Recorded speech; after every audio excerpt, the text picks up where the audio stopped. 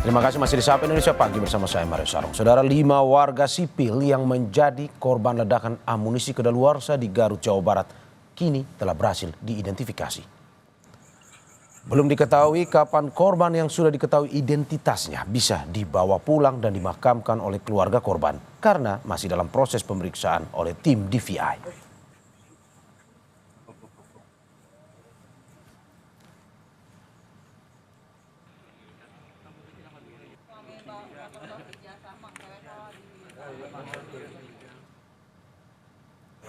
Kalau yang udah teridentifikasi dari anggota ada 4 orang, dari masyarakat sipil ada 5 orang.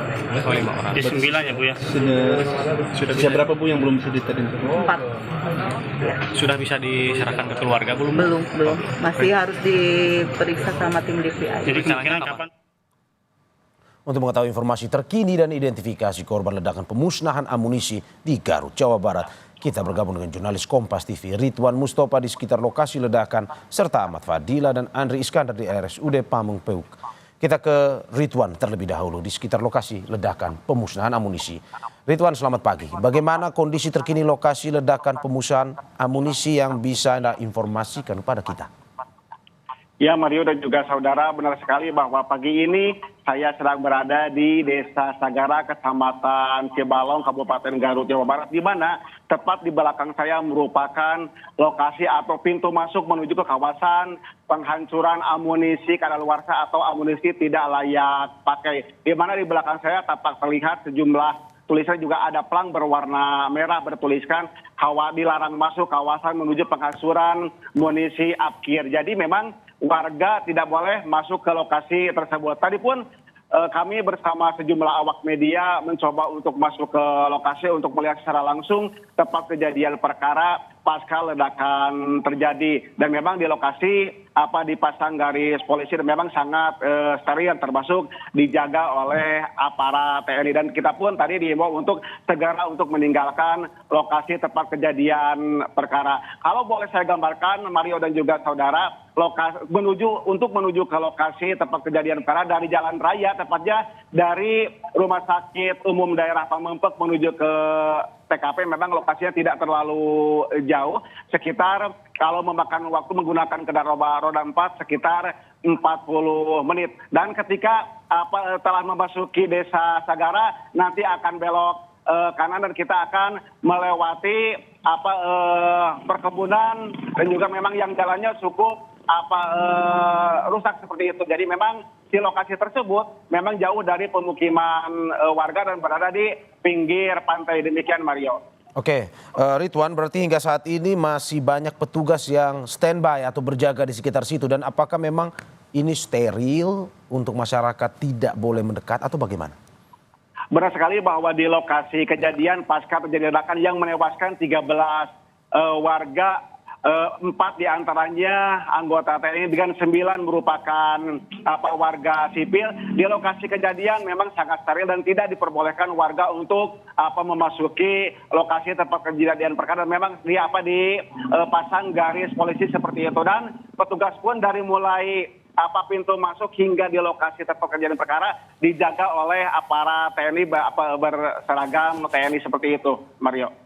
Oke, kalau kita melihat dari kasus ini bahwa ada warga sipil yang menjadi korban. Kalau melihat kebiasaan di sana, apakah warga terbiasa memungut disposal ini atau ini baru dilakukan pada kasus ini?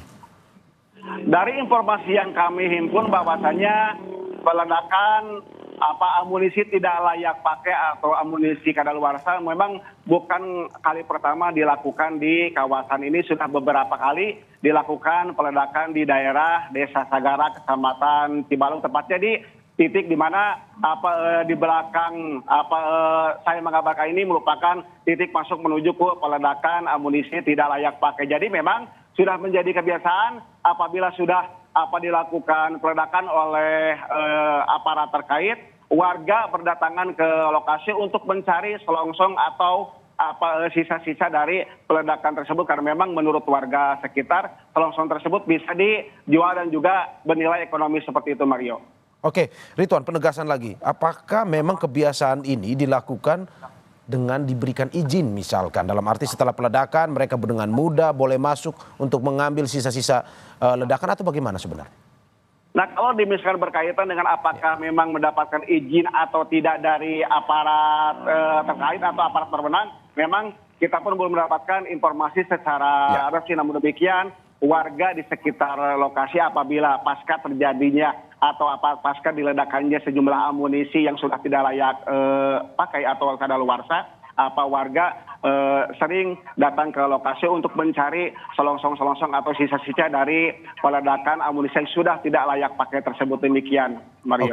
Oke, Ridwan Mustofa. Dari sekitar lokasi ledakan pemusnahan amunisi kita bergeser ke RSUD Pameng Peuk. Ada Ahmad Fadila dan juga Andri Iskandar di sana.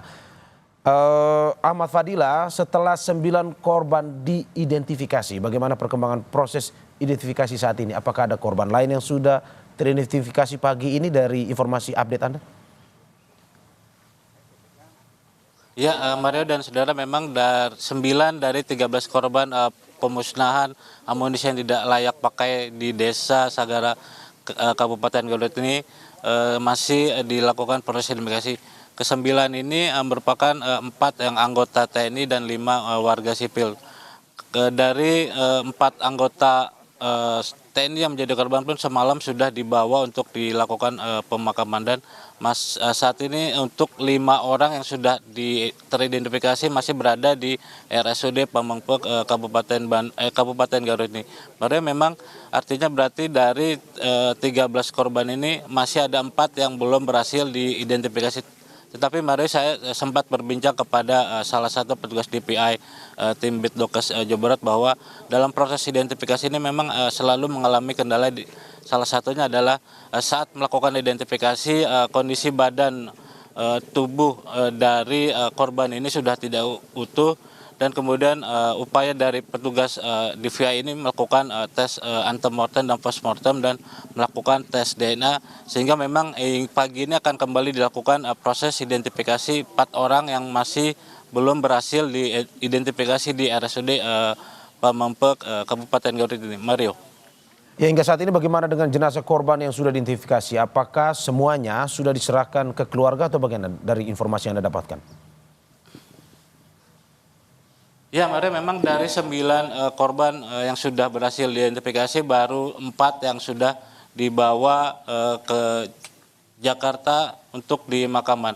Dan masih ada 5 orang ini berada di RSUD Pameng Peuk ini. Tetapi Mario, memang informasi yang saya terima bahwa untuk bisa dibawa jenazah oleh pihak keluarga memang masih ada satu tahap, yaitu rekonsiliasi, di mana rekonsiliasi ini antara petugas antemortem, postmortem maupun dan uji DNA ini melakukan rapat untuk menentukan apakah jenazah yang sudah berhasil diidentifikasi ini bisa dibawa oleh pihak keluarga. Mario.